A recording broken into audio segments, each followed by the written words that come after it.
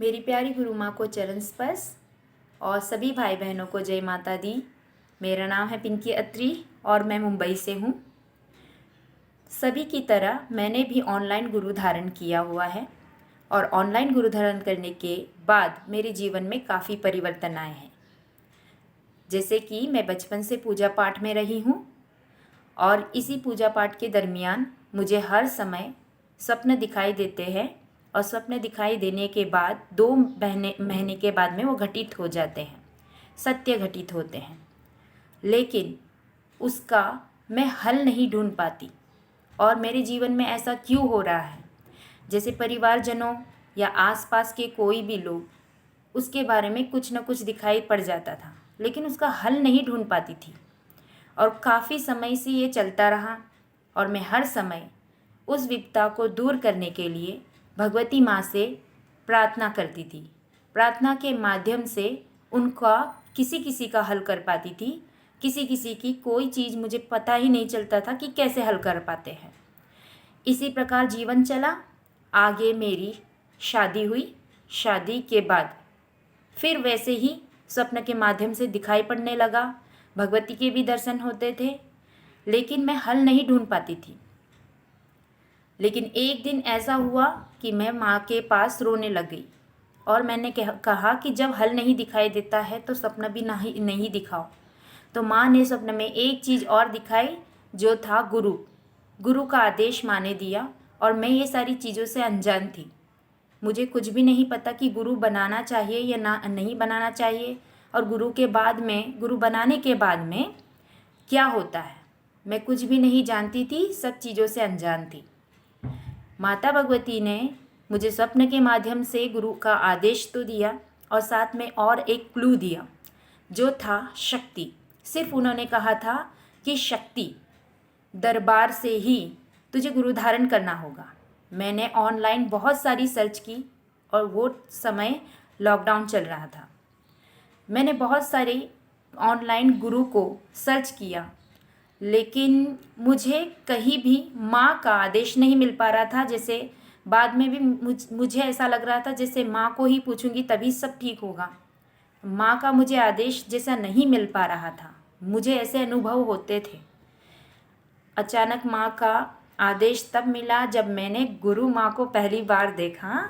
मतलब गुरु माँ वॉइस पे ही थी, लेकिन बार बार मैं माँ से यही सवाल करती थी कि जो शक्ति संवाद जो भी है, तो मैं क्या इनसे गुरु धारण कर सकती हूँ। तो माँ का जवाब मुझे हाँ में ही मिला। और उसके बाद में जब एक और वीडियो देख रही थी, जैसे 3 या 4 वीडियो हो गई थी मेरी देख के कि मैं गुरु धारण करूँ या नहीं करूँ, ऐसा मन में विचार था। लेकिन जब भी मैंने इस प्रकार कहा कि क्या माँ मैं गुरु धारण आपसे कर सकती हूँ, तो मेरी पूज्य गुरु माँ ने कहा कि हाँ, आप इस नंबर पर मुझे कॉल कर दीजिए, मैसेज भेज दीजिए और आप गुरु धारण कर सकते हैं। उसके बाद मेरे जीवन में इतनी परिस्थिति जो खराब थी, जो समय था संकट में था, जिसमें मैं कुछ जान नहीं पा रही थी, गुरु धारण करने के बाद में मेरे जीवन में काफ़ी परेशानियों का समाधान हुआ। और ये चीज़ पता चल गई कि माँ ने ही कहा मुझे कि जैसे तू दूसरों का दुख दूर करती है, तो तेरे दुख में परेशानी आ रही है और उसका हल नहीं कर पाती, तो सबसे पहले अपने आप पर नियंत्रण करना है, अपना पहले भला करना है, फिर दूसरों का भला करना है। ये मेरे गुरु माँ का आदेश था और वो आदेश का मैंने पालन किया और जैसे जैसे वो चलाते गए वैसे वैसे मैं करती गई। और आज मेरे जीवन में बहुत सारे सवालों का जवाब है, बहुत सारे सवालों का हल है।